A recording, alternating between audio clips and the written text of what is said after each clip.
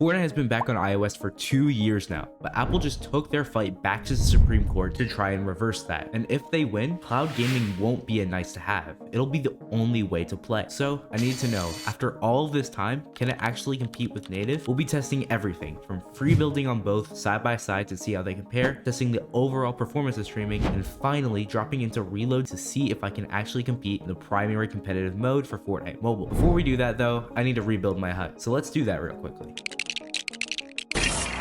When it comes to free building on GeForce NOW, honestly, in some cases, it feels better than native. That might just come down to how inputs are processed or the general differences between native and cloud, but I was consistently hitting my edits and shots more often on GeForce NOW. That said, there was one big issue, as occasionally mid-build, my sensitivity would spike or drop out of nowhere. Another thing I noticed is that FOV on cloud, basically how much you can see from the camera's point of view, is a lot smaller than on native. That's probably because it's running the PC version of Fortnite, and Fortnite forces certain resolutions to a narrow FOV, but this shouldn't be an issue since Xbox Cloud Gaming already allows an extended FOV when you're on touch input, so GeForce NOW should be able to do the same. Other than that, free building on cloud is genuinely impressive. With a bit of practice, I'm pretty confident that I could compete at the same level as I do on native, or maybe just a bit below that. When it comes to performance though, this is where GeForce NOW starts to struggle. It displays my FPS as 165, which is my device's refresh rate, but in practice, it feels like a choppy 70 to 90 most of the time. My best guess is that streaming the game to me, while also streaming assets in real time, is putting a strain on the overall connection, so there isn't enough bandwidth to keep every frame, and some get dropped. There's also a chance that the PC running the game is too overloaded to dedicate resources to encoding, and also I'm on gigabit Wi-Fi right now, which is good but still a lot less stable than Ethernet, so that could be adding to the problem as well. Then there's also input delay, which might be the single biggest issue with cloud gaming in general. Since you're streaming off a PC sitting in a data center somewhere, there's always going to be more delay than if it just ran natively on your device. That said, the gap is smaller than you'd expect. I tested this on the Red Magic Astra, which is currently the lowest input delay gaming tablet you can buy,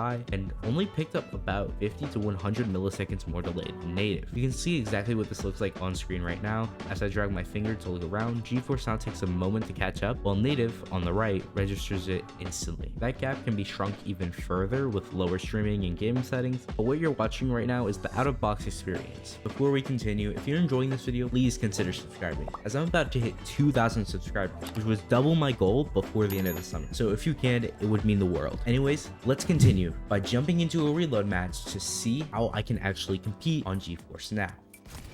That was a bot. I want to add in real quick while we're playing this match is that GeForce NOW actually has the same aim assist as native Fortnite. However, because of the differences in how sensitivity and DPI is handled, I noticed that it was really hard for me to aim at some points, which you will see in this gameplay. Can't aim, bro. Why do we keep shooting?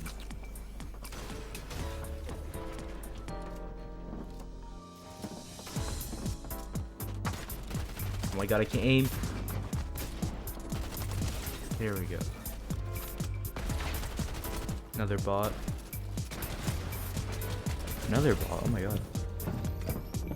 Oh my god. Can't aim. Something I also noticed is that in zero build, the bot item actually shows up in the right place on cloud gaming, instead of bugged in the top left like it does on native, which is a nice to have. That was one tap.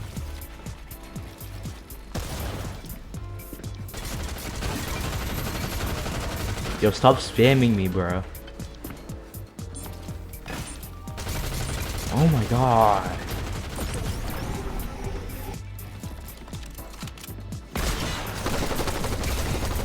That was free. That was that storm.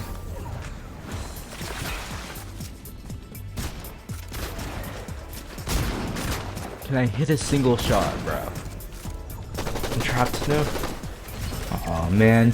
So that was the reload game. And honestly, I feel like it went pretty well overall. As I mentioned earlier, the difference in sensitivity definitely affected my ability to fight, but I wouldn't say it was dramatically worse than it would have been on native. The delay itself also wasn't too noticeable, nothing that was heavily hindering my performance, and I didn't run into any major freezes or lag spikes during gameplay. That said, this can vary a lot depending on your internet connection, your proximity to a cloud gaming server, and your GeForce NOW plan. So if you're gonna take cloud gaming seriously, I definitely suggest picking up a wired Ethernet adapter and maybe upgrading to the performance or ultimate tier. Something I did notice though was that the frame rate was dipping constantly, going from 165 down into the low 110s and 120s, which is something that I never ran into much on native, where I was usually getting a consistent 140 to 160 on my Red Magic Astra. My guess is that's because the in-game settings are turned up way too high, and on mobile, GeForce NOW does not allow you to change them. That's probably also why I wasn't able to hit the full 360 FPS at 4K the ultimate plan claims you're able to get. I've also gotten this question a lot: can you play mobile tournaments on cloud gaming? And the answer is actually yes. As long as you're queuing with touch input, not keyboard and mouse or controller, you can play mobile series, as well as mobile skin cups, and even the mobile victory cups on cloud gaming. So if you got a lower end device that's hitting less than 60 FPS,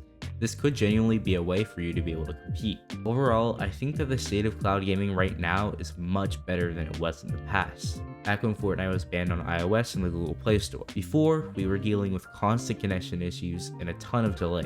But now, if Fortnite was ever banned again, even temporarily, it's definitely a viable option. Anyways, that's all from me for today. If you want to see my test of X Plus Cloud Gaming for Fortnite Mobile, you can tap over here. Or if you want to see me expose the dark side of the mobile competitive scene and get into some crazy cheating and doxing scandals that are going on right now, you can click over here. Thanks for watching.